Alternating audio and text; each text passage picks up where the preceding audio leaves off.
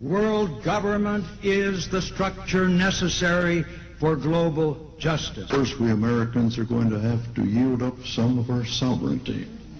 That's going to be, to many, a bitter pill.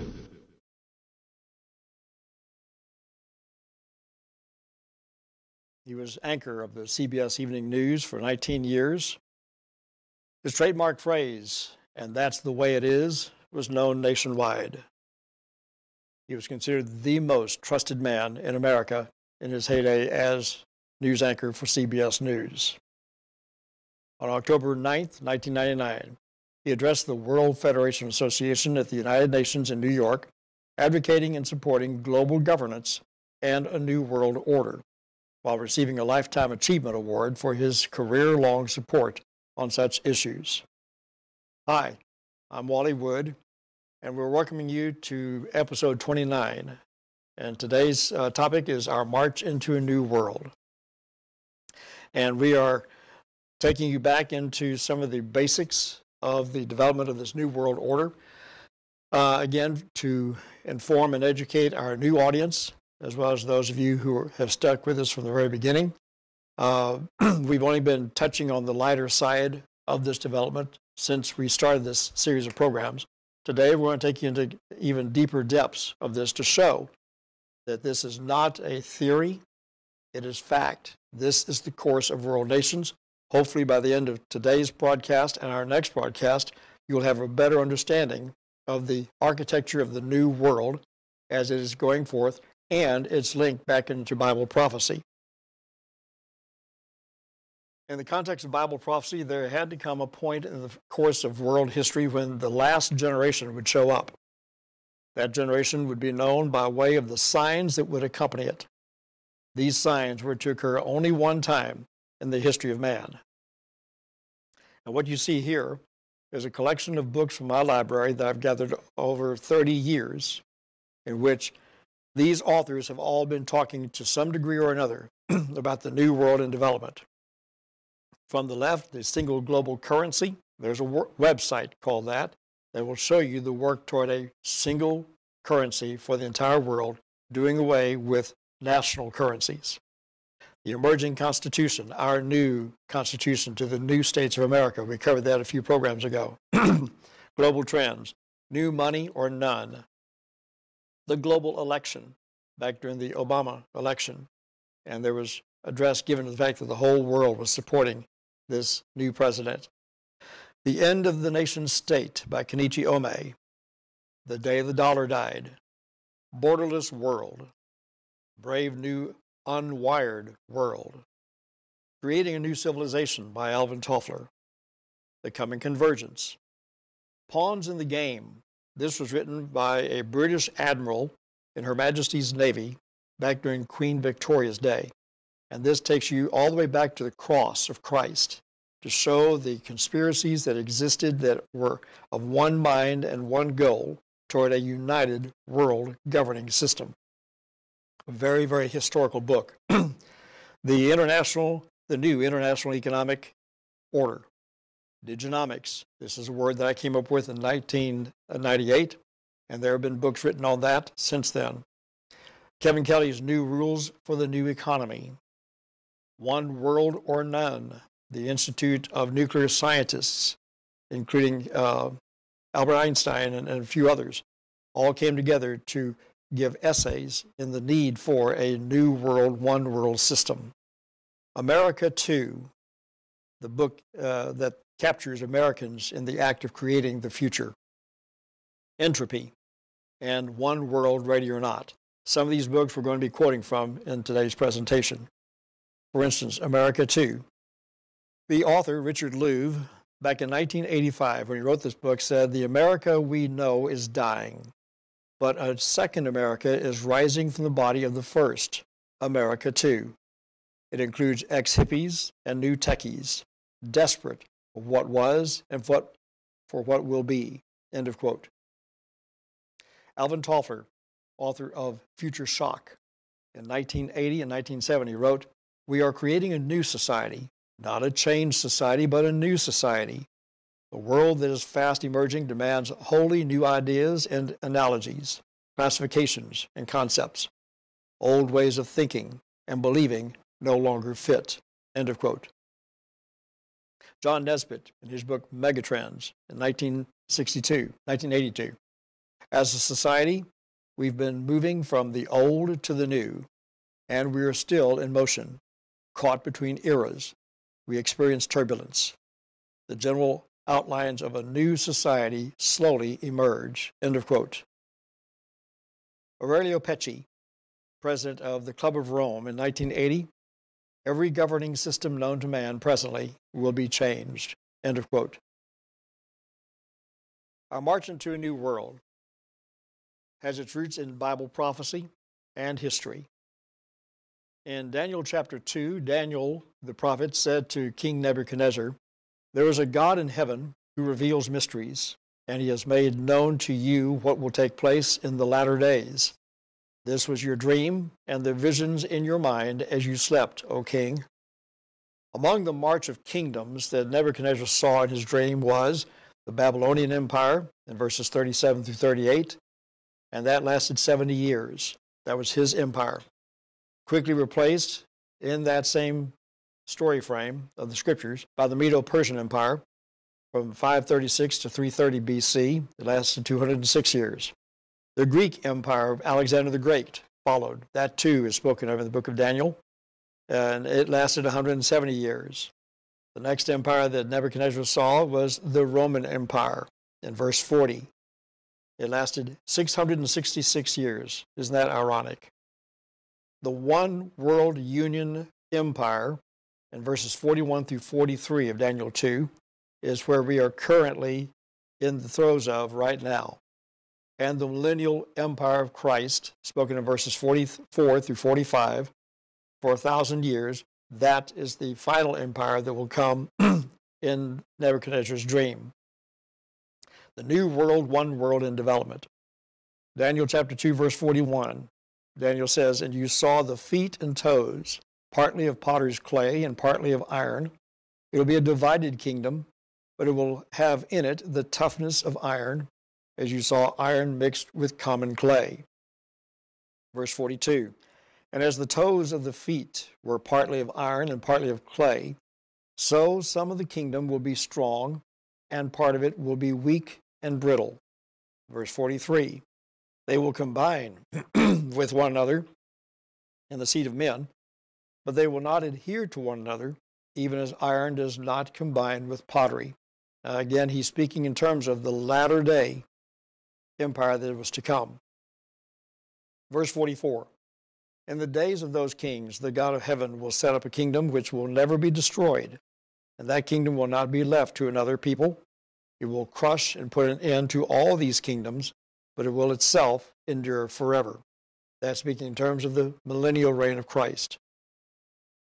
Verse 45, "As much as you saw that a stone was cut out of the mountain without hands, and that it crushed the iron, the bronze, the clay, the silver, and the gold, the great God has made known to the king what will take place in the future.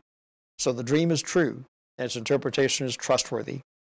This is the foundational scripture that gives rise to our understanding in today's day and time of the development of a new world order. A last empire led by a single ruler before Jesus comes back. We know that ruler to be the Antichrist. March to prophetic fulfillment. World history shows a timeless trek of humanity from one empire to another. Each successive empire has been larger, mightier than its predecessor. The challenge facing today's world is, what about the next one? Is there another empire on the horizon? Bible prophecy says yes. If this is true, what can we expect as we move in that direction? A lot of naysayers out there are speaking against this, saying it's just not going to happen. We'll rise up and stop it. But again, this is Bible prophecy. Prophecy demands an answer. It cannot be changed. So, in today's presentation, we welcome you to our march into a new world. Dr. Carroll Quigley was a highly respected professor at the School of Foreign Service at Georgetown University. He was an instructor at Princeton and Harvard, a consultant to the U.S. Department of Defense, the House Committee on Astronautics and Space Exploration, and the U.S. Navy. Highly respected. He wrote a book entitled Tragedy and Hope, A History of the World in Our Time, 1,300 pages in length. That was the very first book I ever read as the Lord led me from my understanding or study of Bible prophecy into the current trends. This was the first book. In this book, on page 950, Dr. Quigley says, and I quote, "There does exist, and has existed for a generation, an international Anglophile network which operates to some extent in the way the radical right believes the communists act.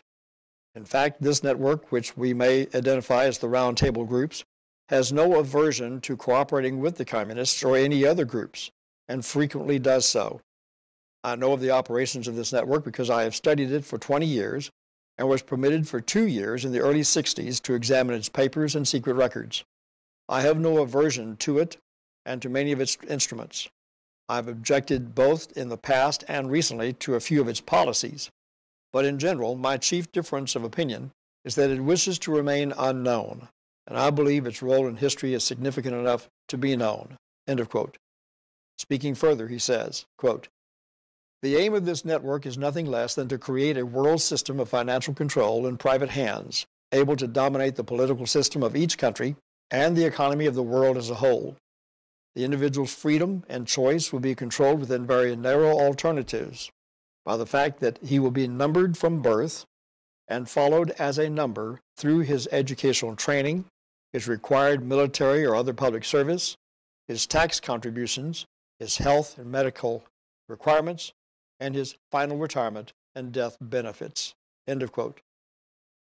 There you have his confession that the goal of this system was to number every human being on earth.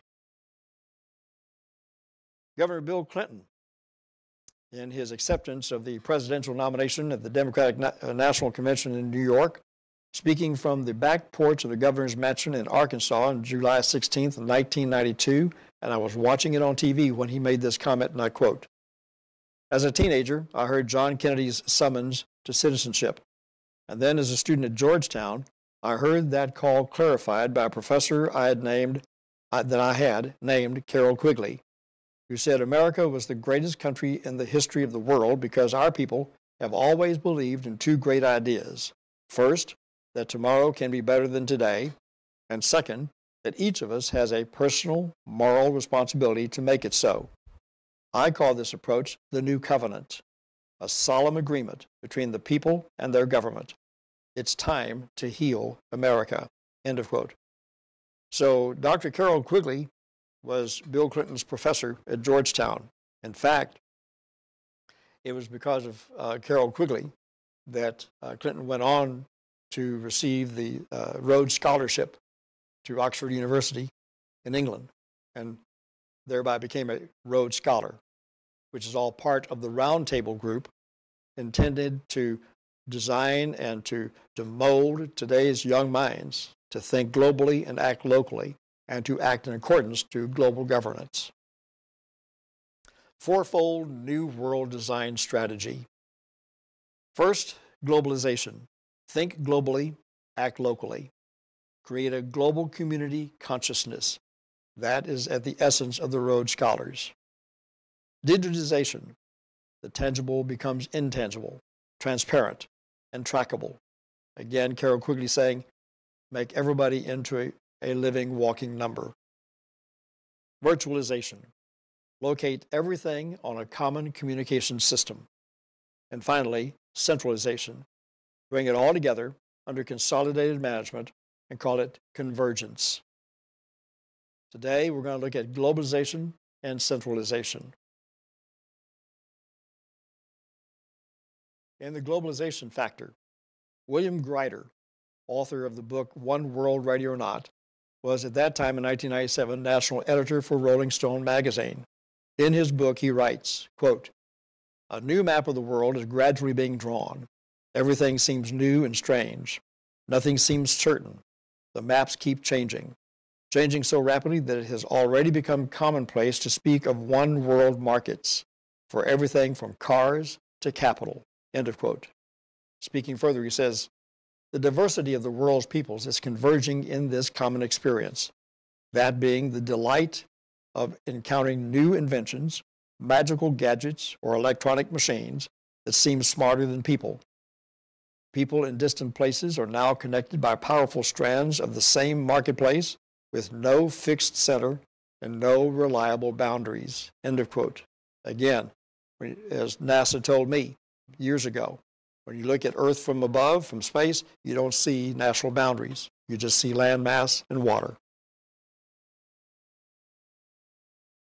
Professor Peter Singer, in his book, One World, The Ethics of Globalization, in 2002, he was bioethics at Princeton University, and he wrote, and I quote, "Is the division of the world's people into sovereign nations a dominant and unalterable fact of life? Implicit in the term globalization, rather than the older internationalism, is the idea that we are beginning to contemplate something beyond the existing conception of the nation state." End of quote. We're beginning to contemplate something beyond the nation state. Returning to Aurelio Pecci, he was an Italian scholar and industrialist, best known as the founder and first president of the Club of Rome. He served as chairman of Fiat and Olivetti corporations. He founded in 1968 the Club of Rome with Alexander King, a Scottish scientist. It's an international think tank of individuals from the fields of academia, civil society, diplomacy, and industry, who met at a villa in Rome, Italy, in April of that year, hence the name, the Club of Rome. Their mission, quote, to act as a global catalyst for global change through the identification and analysis of the crucial problems facing humanity, end of quote. Their first and most famous book was published in 1972 called The Limits to Growth, in which, using a computer system at MIT, they plotted out the future of the world based on uncontrolled human growth, human population explosion, and how its impact upon both government and economics. And they laid forth some blueprints on how to bring control to the globally irresistible, the stringent growth of human population on Earth. Well, that was in 1972. 30 years later, in 2004, they came up with another edition of Limits to Growth, in which they reviewed their past success and their computerized predictions of the future, and they've enhanced on it even further, again, calling for the emergence of a new world, one world governing system. In their book, they said, Aurelio Pecci says, the yeast of change does exist, albeit scattered, in the myriad spontaneous groupings of people springing up here and there, like antibodies in a sick organism. They are the peace movements, population policy societies, ecologists, women's lib, defenders of minorities, of human rights and of civil liberties, social workers, amnesty apostles, nonviolent reformers, conscientious objectors, world federalists, and consumer advocates, just to name a few. And he's the one who, that same year in that same place, made the comment, every governing system known to man presently will be changed. Hans J. Morgenthau, in his 1948 book entitled Politics Among Nations, says, there's no shirking the conclusion that international peace cannot be permanent without a world state, and that a world state cannot be established under the present moral, social, and political conditions of the world. There's also no shirking the further conclusion that in no period of modern history was civilization more in need of permanent peace, and hence a world state. End of quote. Harry Reasoner, former anchor for ABC News, made a comment in his June 18, 1974 broadcast in which he said, the only eventual answer to the world's ills is some kind of world government, some kind of limit on bloody national sovereignty, whether it is capitalist or communist. But there's no world leader or nation of any stature at all even hinting at that kind of thing. End of quote. Kenichi Ome, in his book, The Next Global Stage, 1998, says, globalization is a fact. You can't stop it. It's already happened. It's here to stay. And we are moving into a new global stage. A radically new world is taking shape from the ashes of yesterday's nation-based economic world. To succeed, you must act on a global stage.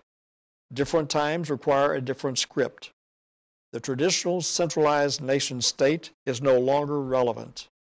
The region state is now the best unit of prosperity on the global stage. End of quote.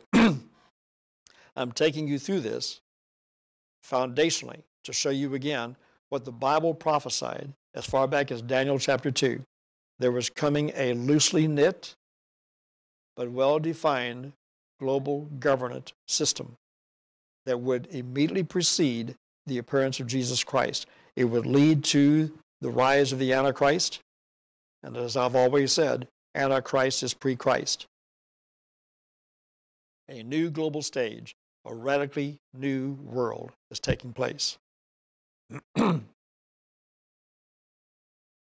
Thomas Friedman, in his 1999 book, The Lexus and the Olive Tree, globalization has replaced the Cold War system with the integration of capital, technology, and information across national borders, uniting Brazilian peasants, Indonesian entrepreneurs, Chinese villages, and Silicon Valley technocrats in a single global village. You cannot understand the morning news or think about the future unless you understand this new system. Strobe Talbot, President Clinton's Deputy Secretary of State, quoted in Time magazine July 20th, 1992, and I quote, "In the next century," speaking of this one, "nations as we know it will be obsolete. All states will recognize a single global authority. National sovereignty wasn't such a great idea after all." End of quote. Alvin Toffler, from his book in 1988, The Third Wave. A new civilization is emerging in our lives, and blind men everywhere are trying to suppress it.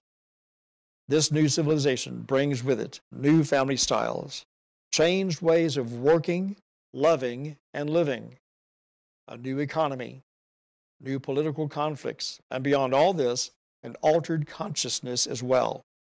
This is the meaning of the third wave. Those of us who happen to share the planet right now will feel the full impact of the third wave in our lifetimes. End of quote.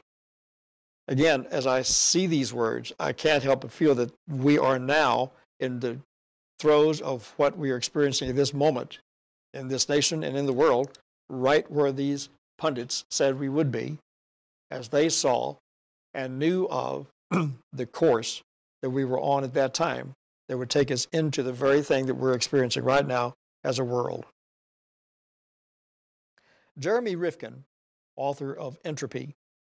Entropy is the second law of thermodynamics, which states that lack of order or predictability produces gradual decline into disorder. Now, I want you to listen to this and again see it in light of what's happening across the world in national security, national stability. He leads the Foundation on Economic Trends at Bethesda, Maryland, and he's president of the TIR, or the Third Industrial Revolution Consulting Group. He's authored over 20 bestsellers since 1973. He's a speaker, lecturer, teacher, and consultant. And here's what he says about the condition of the world, and he wrote this in 1980. Each day, we awaken to a world that appears more confused and disordered than the one we left the night before. Nothing seems to work anymore. Our lives are bound up in constant repair. We're forever mending and patching. Our leaders are forever lamenting and apologizing. Every time we think we've found a way out of a crisis, something backfires.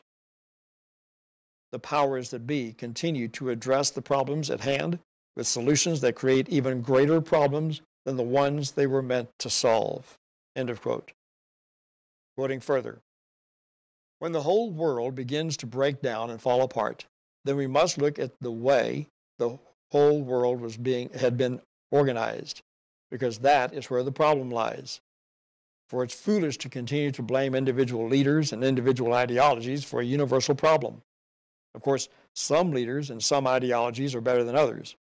Still, at the present time, no single leader or ideology on this planet can effectively address the universal crisis at hand, because all are committed to the existing worldview, one that is diseased and dying and is contaminating everything it gave birth to. End of quote.